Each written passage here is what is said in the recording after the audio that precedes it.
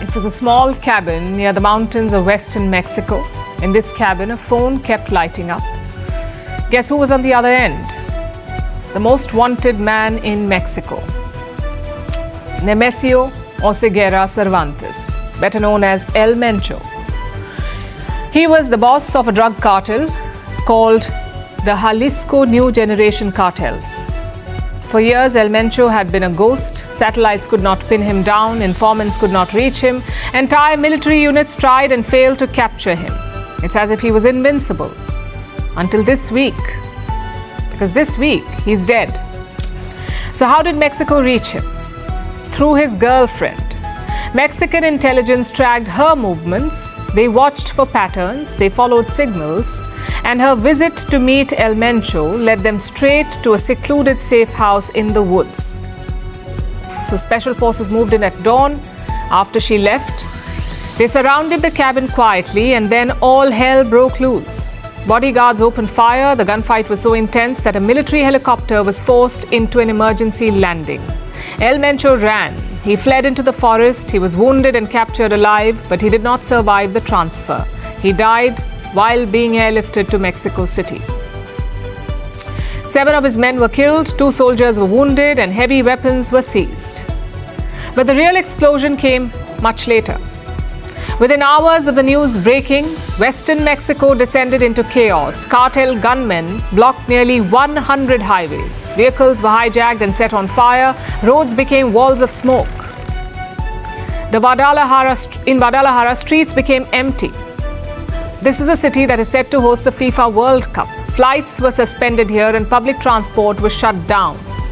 It was all part of a plan. The backup plan of his cartel. If the boss falls, shut everything down. By the time the dust settled, 25 National Guard members were dead, 34 armed members of the cartel were also killed, dozens were wounded, and more than 70 people were arrested. The message was clear. El Mencho may be gone, but his cartel still had teeth. First, I would like to offer my condolences to the families of our colleagues who lost their lives.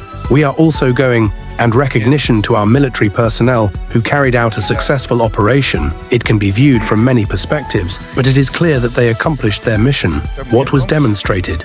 The strength of the Mexican state. There is no doubt about that. Thank you. Now, El Mencho was not always a drug lord. He started off as a local police officer. In the 1990s, he was convicted in the US for drug trafficking. He served 3 years in prison. When he returned, he jumped back into the drug trade. In 2009, he co-founded the CJNG, the Jalisco New Generation Cartel. Within 15 years, it became one of the most powerful criminal organizations in the world. They moved into meth production, fentanyl trafficking, fuel theft, kidnapping, extortion, online scams. CJNG has a footprint in all 50 US states. It operates across most of Mexico, and it's not the only drug cartel in Mexico. It's one of many. Which brings us to the question, how did cartels become so big in Mexico?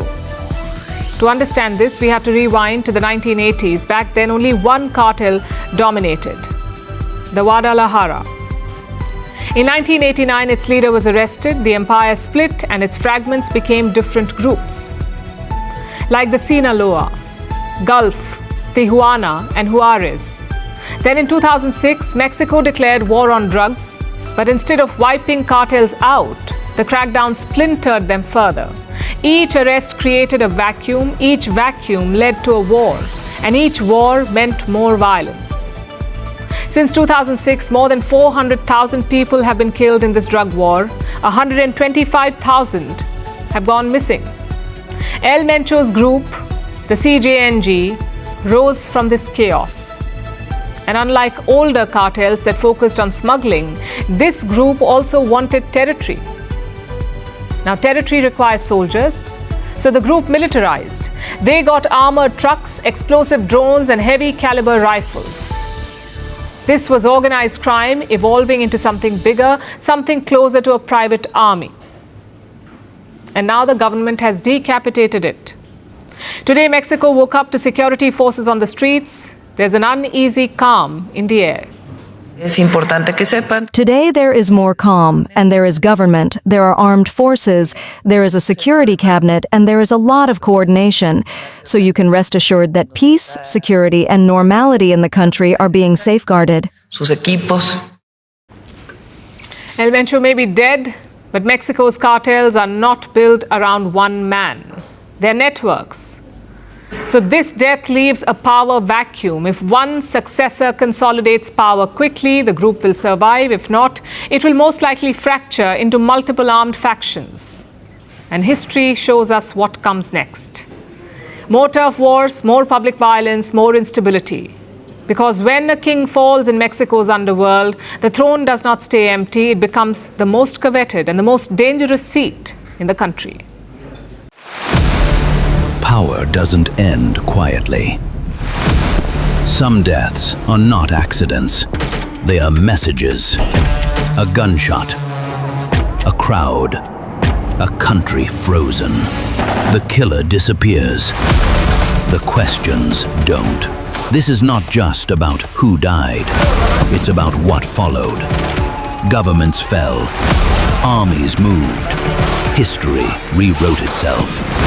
5 leaders, 5 moments, one pattern, the assassination.